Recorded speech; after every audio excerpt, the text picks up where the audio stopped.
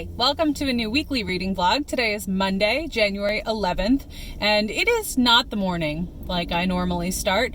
It is just about 4 o'clock in the afternoon. I'm finished working for the day and decided that I wanted a little bit of a treat. So I'm sitting in the parking lot here at Barnes & Noble. This particular location has a sale annex in the back, which means they resell used copies of books for sometimes as low as $1. So I will be spending some time this afternoon browsing my Barnes & Noble, and you will probably see what I can come up with. While I'm walking around, I have started a new audiobook from my library, and this is through Libby. I'm listening to In a Holidaze by Christina Murin. Yeah, I'm a little bit late for a holiday read, but hold times. So I thought that I would try to get it in the first couple of weeks of January and hopefully retain that holiday spirit for just a little bit longer. I might be able to shoot some B-roll. I don't know how I feel about shooting in a store. We'll find out. Good morning, it's Tuesday. I failed to check in after I left Barnes & Noble yesterday. I did not get as many items as I normally do, but I'm really excited about the couple I did. Maybe I'll pull them out and show you later. It is early in the morning, so I just brewed my coffee. I'm gonna pour a cup of that and probably watch The Bachelor from last night. I did continue to read Kill Creek by Scott Thomas before bed last night, so Matt turned off the light and I have it on my e-reader so I can continue reading. But again, I'm reading about a haunted house while I'm sitting in the dark. So mistakes were made. I will likely see you a little bit later after I have caffeinated and probably gotten changed from my loungewear. So I'll see you then. Okay, so here's what I got from Barnes & Noble yesterday. I started off, the reason I went was to purchase my own copy of Black Sun by Rebecca Rotenhorse. I know that I'm going to be rereading this as soon as I have access to the sequel, whenever that happens to be. So I wanted to have this on hand and not have to wait for a library copy to come back. Obviously, I also wanted to then support the author. So this was the reason for my trip, and sort of what I had in the back of my head is like, okay, my gift card, I'm gifting myself this book. So now I own it and it is mine. I also checked out the magazine section. So I found this is the second volume of O Reader, and I just loved that it had a little redhead on the cover. And again, it was a publication that I wanted to support. It's like about being a reader. So hopefully I will take some time and read through this in the next week or so. If I do, then you'll hear about it. The other two were from the used section in the back of the store. They call it the Barnes & Noble Annex. So one of them, it looked like it was an overstock. This is the 4th volume in the Finishing School series. So this is Manners and Mutiny by Gail Carriger. I have read the Parasol Protectorate series, which is an adult series within this same world. And I have the first 3 of this series, not that I have started it. But it was $5, so I'll get to them eventually. They don't seem to be that long, and I will let you know what I think about them. Finally, I picked up The Lola Quartet by Emily St. John Mandel. I have Station 11. I own a copy. It is on my list of favorite books of all time. And when I came across this one, I thought it was interesting. There's a little bit of a mystery in here, and I really love St. John Mandel's writing style. Thinking about it, I gave you a quick update yesterday before I went into Barnes & Noble, but I don't think I told you my final thoughts on Elatsoe. So this is another actually sort of a mystery story. It takes place in sort of a parallel United States in which magic is real. There are people who can talk to ghosts. There are one of our sort of main characters, or our main character's best friend, is supposedly descended from King Oberon, or the King of the Fairies, and he even has little pointed ear tips, which was a nice touch, and not especially overdone, which I appreciated. So Ellie is our main character, short for Elatsoe, is someone who can communicate with spirits of those that have passed. So she keeps her childhood dog with her. His name is Kirby. She keeps him around, and he provides, obviously, comfort and familiarity, as well as some support. Her cousin has passed away, and we go through some of the traditions within her community as Lipanapatchi.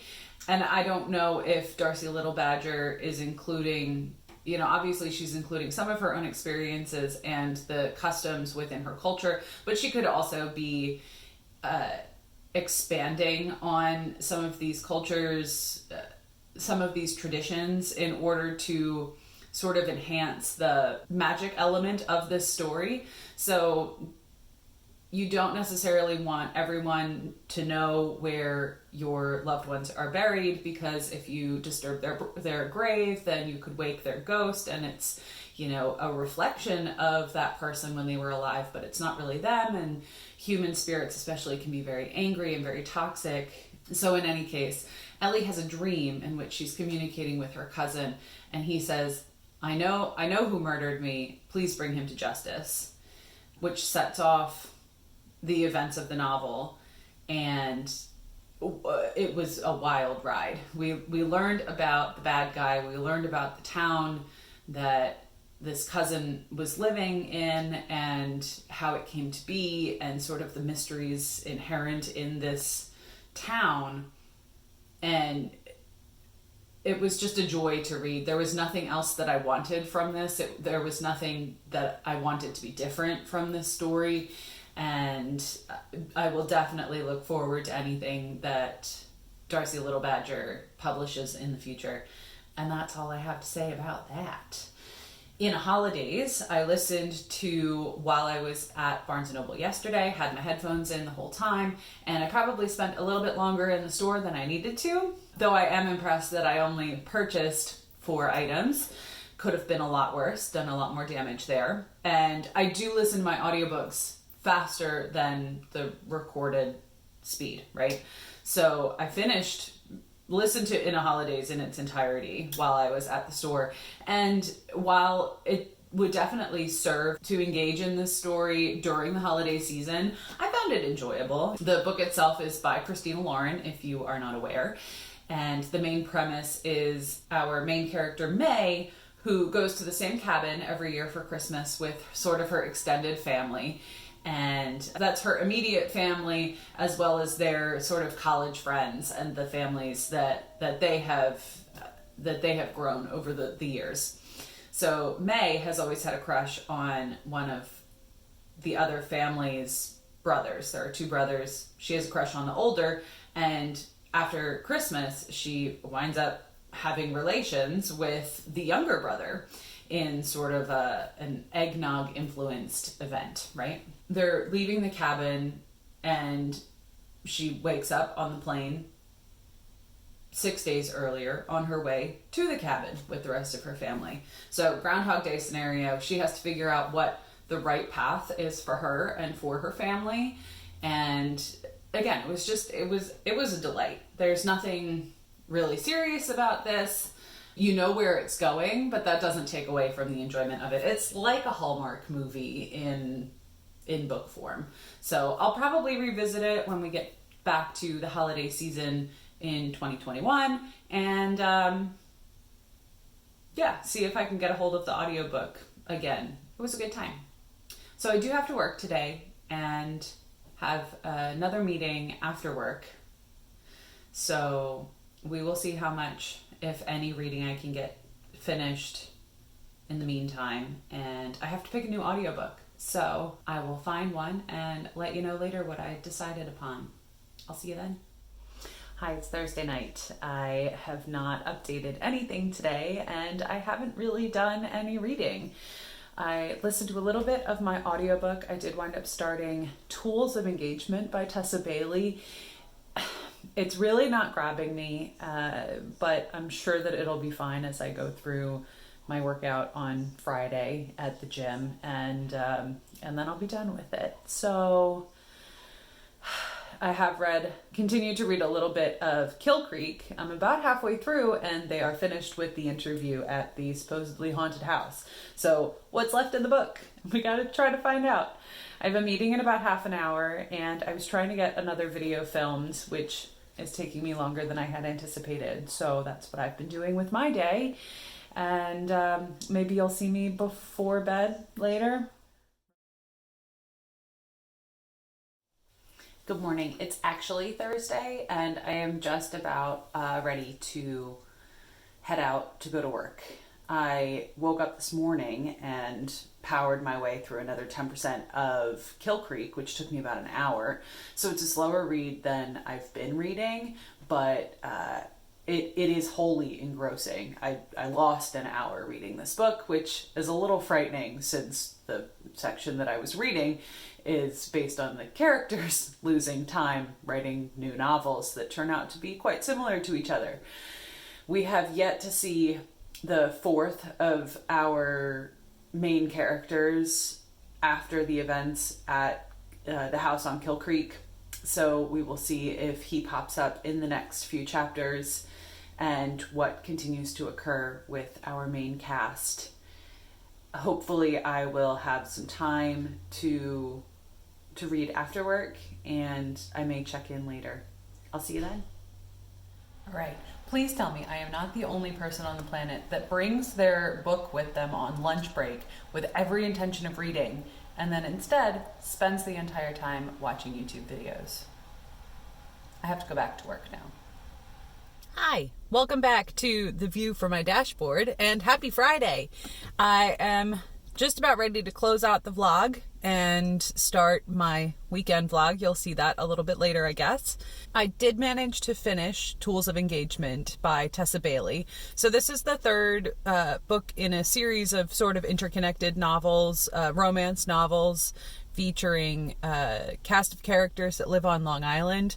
So the female character in this is really uptight and always needs everything to be perfect and to present perfection in her everyday life. And she comes in contact with a younger man, which puts her on edge, and eventually, it's a romance novel, right? So eventually wears her down, and they figure out who they're meant to be together, with some additional complications, as you can likely imagine.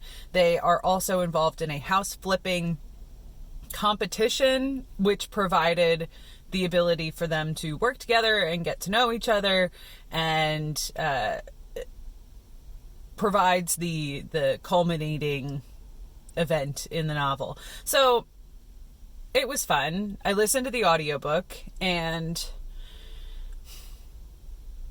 it wasn't anything super outstanding. The sexy times were pretty good, and I did not like the narrator's voice for our male character.